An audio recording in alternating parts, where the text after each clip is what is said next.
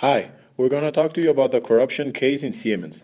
This is brought to you by Pedro Ripoll, Jorge Magnus, and Xavier Yela. But before talking about the case of Siemens, let's define corruption. Corruption is the action in which two or more people get involved in a dishonest or even illegal deal.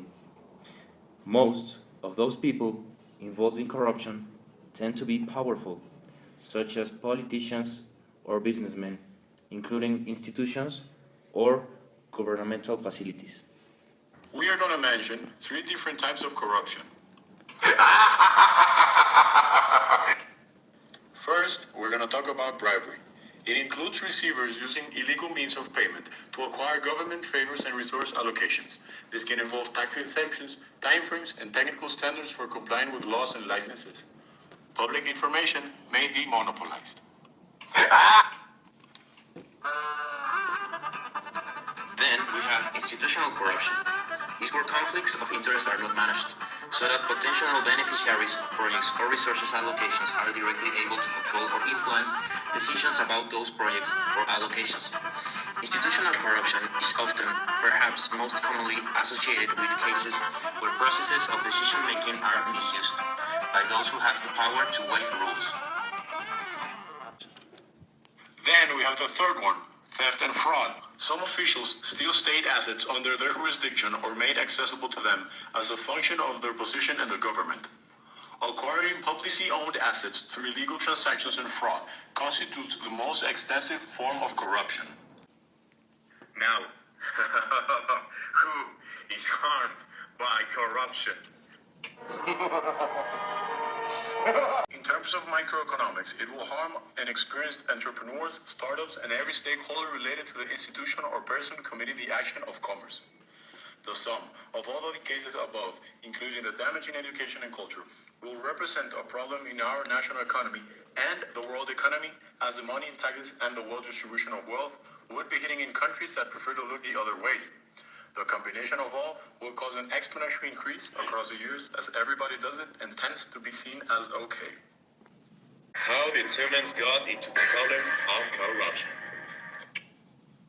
The how of the corruption problem in Siemens originated from the legal framework of Germany towards the foreign payment of bribes. The case specifies that until 1999, these sorts of payments were not only legal, but also were tax deductible. With this legal gray zone, the organizational culture of the Siemens was based on doing what was necessary to achieve certain goals, and thus the employees set the systematic corruption within the company. Finally, in 2006, the problem-related corruption came to an end when the police went to the Siemens headquarters. Some of the cases exhibit bribery in order to arrange contracts with copious amounts of money, or the consulting of contracts through minority firms and shell companies. What was the cost that Siemens had to pay for the problem? Magnus, Grupo, Yela. The first cause was the loss of executive personnel. Siemens, after multiple investigations, dismissed 500 employees who were directly implicated with corruption cases and sued 9 other members of its managing board, making them pay an approximate of $28.3 million for breaching their duties. One of the key CEOs, Henrik von Pierre, resigned under pressure. Also, another aspect was the amount of fines that the company had to pay.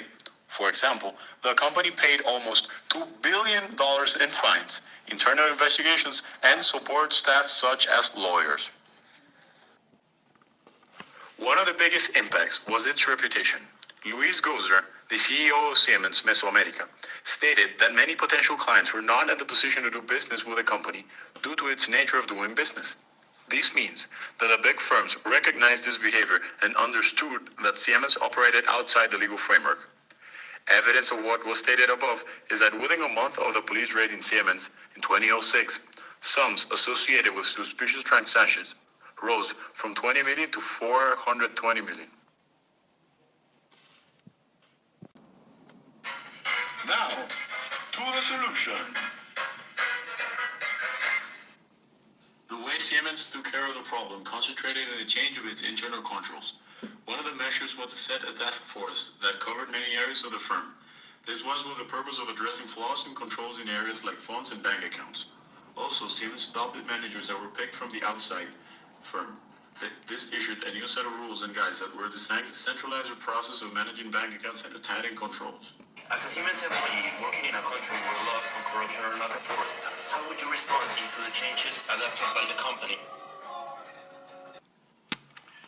We would respond in accordance with our company norms, even if that meant the loss of actual or possible important business relationships, not only because those are the rules of our firm, and we need to act upon what they say, but also because we believe this is not an honest way of practicing business, and we will have to set an example in order to stop this kind of behavior and prevent cases like Mexico to keep happening.